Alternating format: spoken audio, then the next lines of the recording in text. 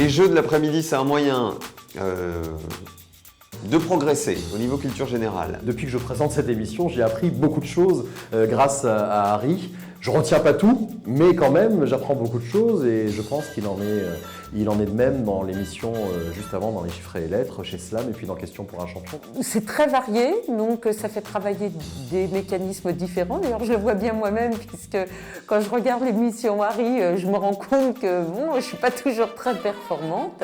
Ce sont des jeux, puisque les 4 jeux, les 4 à la suite, pour reprendre une expression de Julien Lepers, ces 4 jeux apportent un petit truc supplémentaire. De faire marcher les neurones, de réviser son orthographe, sa grammaire, etc.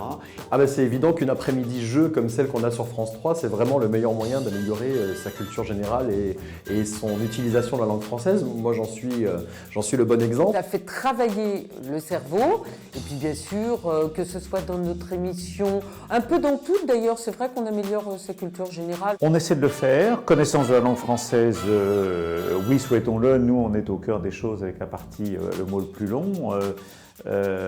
Harry et Slam y contribuent aussi pour tous ceux qui sont cruciverbistes ou scrabbleurs. En tout cas, ça peut y ressembler. Et Question pour un champion l'a élargi effectivement à ce que vous appelez la culture. Si tous ceux qui regardent Question pour un champion pouvaient regarder Harry, Slam et les chiffres et les lettres, ça serait génial. Voilà. Il y a pas mal de liens de parenté entre les différents jeux, que ce soit entre chiffres et lettres et Harry, Slam et chiffres et lettres, Slam et Harry. C'est vrai que quand on y réfléchit, il y a un côté hybride avec Harry qui reprend l'esprit des chiffres et des lettres par la découverte du vocabulaire et de la langue française. Ariel et Bertrand sont là pour donner des définitions comme je peux le donner juste après avoir découvert un mot. Oui, mais il y a de ça effectivement, puisque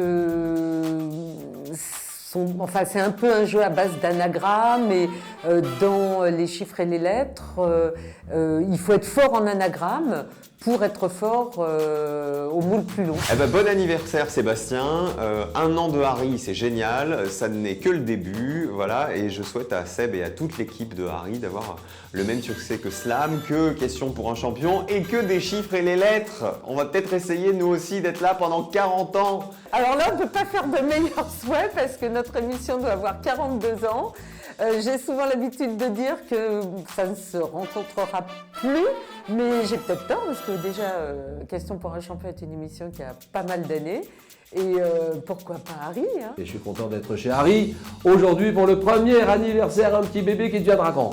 Alors moi, si j'ai un message à faire passer au public, déjà, c'est de les remercier. Ça vous paraît facile de dire ça? Oui, non, c'est sincère parce qu'il y a 1 an, ce jeu n'existait pas. On l'a mis à l'antenne et sans le public, eh bien, un jeu n'existe pas. Je suis très flatté de toutes les gentilles choses qu'il m'adresse, que je les embrasse et qu'il n'oublie pas que je ne suis pas qu'un monsieur qui calcule, que ça n'est vraiment pas, enfin s'il me connaissait dans la vie, il serait peut-être vraiment déçu parce que je ne leur parlerai absolument pas de mathématiques et de sciences, mais de toute autre chose.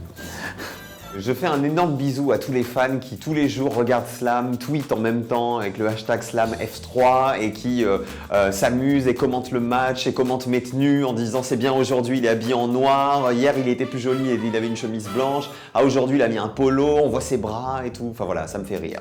C'est génial qu'il continue surtout. Je vous remercie de votre fidélité et puis maintenant évidemment, maintenant que nous sommes parfaits, il faut en parler autour de vous et ramener le maximum de monde. Et d'ailleurs je salue au passage Julien Lepers qui est là. Julien, viens Julien. Ah bah si, Julien. Voilà, Julien Lepers.